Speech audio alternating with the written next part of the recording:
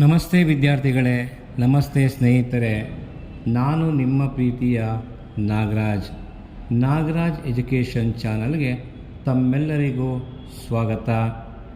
ಇವತ್ತಿನ ಈ ವಿಡಿಯೋದಲ್ಲಿ ಬೆಂಗಳೂರು ಉತ್ತರ ವಿಶ್ವವಿದ್ಯಾಲಯ BCom 2ನೇ ಸೆಮಿಸ್ಟರ್ನ ಕನ್ನಡ ವಿಷಯದ ಮಾದರಿ ಪ್ರಶ್ನೆ ಪತ್ರಿಕೆಯೊಂದನ್ನು ಈ ವಿಡಿಯೋ ಮುಖಾಂತರ ತಮಗೆ ತಲುಪಿಸುವ ಒಂದು ಪ್ರಯತ್ನವನ್ನು ಮಾಡ್ತಾ ಇದ್ದೇನೆ.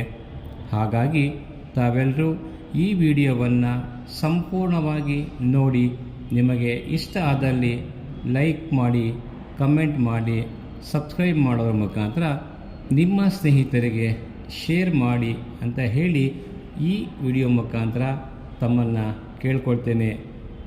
ನಮಸ್ಕಾರ.